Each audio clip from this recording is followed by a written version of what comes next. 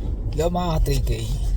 So ngayong araw gusto ko lang i-share yung isang poetry na ginawa ng anak ko. Talagang napaka ganda ng mga salita na mga ginawa niyang yun. So itong video ito ay hindi niya alam na nakuha ko tapos itinago ko dahil ngayong araw na to ay birthday niya. So naisipan ko nung nakuha ko itong video ito is itago ko at tsaka ko siya ipopost sa araw ng birthday niya. So ngayon yung araw ng birthday niya at talagang naiyak talaga ako doon nung unang pinanood ko yung video na yun na talaga namang napaka bigat o napaka madamdamin nung mga salita na binitawan niya doon sa kanyang poetry. So gusto ko lang i-share sa inyo yung mensahe ng isang anak na naiwan ng kanyang mga magulang dahil yun nga, nag-ibang bansa ang kanyang magulang, and ito ay para na rin sa mga OFW na mga magulang dyan na nakipagsapalaran para sa kanilang kinabukasan. So ito habang sa lahat naman, OFW ka man o hindi, ay kung kasama natin ang ating mga anak sa isang bahay ay lagi natin pahalagahan. So ito ay magustuhan mo man o hindi, mapanood mo man o hindi, okay lang. I just want to share yung pagkakataon na ito na proud ako kasi nakagawa ng ganitong klase ng poetry itong to. So ito, panoorin natin. Hi, ako si Kelly. Gumawa ako ng spoken poetry para sa aking pamilya na nasa ibang bansa. Sa kabila ng panig ng mundo, kami ng aking kapatid. May dalawang pusong patuloy na lumalaban, hindi para sa sarili, kundi sa mga pangarap na iniwan sa aming tahanan. Papa, Ma, sa bawat umagang nagigising ako, di ko man kayo katabi, hawak ko ang kamay ng aking kapatid. 3 taong gulang pa lang, pero marunong nang magtanong. Kuya, nasaan si Papa? Kuya, nasaan si Mama? Ang bahay namin ay may katahimikang sumisigaw.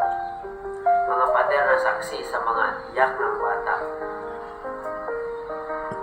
Pag hinahanap niya ang boses niyo, sa bawat tunog ng telepono, maasang kayo ang tatawag. Sa video call, ngiti lang ang pinapakita niyo. Pero, kita ko ang pagod sa inyong mga mata. Habang ang kapatid ko, hinihimas ang screen, kala niya ay mahawakan niya kayo. Habang ako ay natututong mangarap, ang aking munting kapatid ay natutong maghintay. Lumalaki siya sa mga larawan niyo sa pader. Sa mga kwentong sinasabi ko, kung gaano kayo kabait, kung gaano kayo mapagmahal sa mga anak niyo. Papa, Mama, bawat hakbang na natutunan niya ang bawat salitang binibigkas niya. Hinihiling ko sana na kayo ang naririto para masaksiyan ang lahat. Kaya sa araw na muli tayo magtatagpo, tatakbo kaming dalawa sa inyong yakap. Isang batang 3 taong gulang at isang anak na punong-puno ng pasalamat dahil sa likod ng aming pag-iyak, ganyan mga tapang. Ito ang kwento namin. Ako at ang aking kapatid, mag-aanak ng dalawang bayani, si Papa at si Mama, na nasa kabilang panig ng mundo. Pero sa pagpakailanman, nasa gitna ng puso namin. Tatandaan, Mama, Papa, mahal na mahal namin kayo ng aking kapatid. Hi, ako si Kenny. Gumawa ako ng spoken poetry para sa aking pamilya na nasa ibang bansa. So yun na nga mga 3K, kung napanood nyo, so medyo mahaba yun yung ginawa niya, pero ramdam na ramdam kasi bilang isang magulang ang gustong iparating ng isang anak, so I'm very speechless talaga pagdating doon sa ginawang poetry ng anak ko.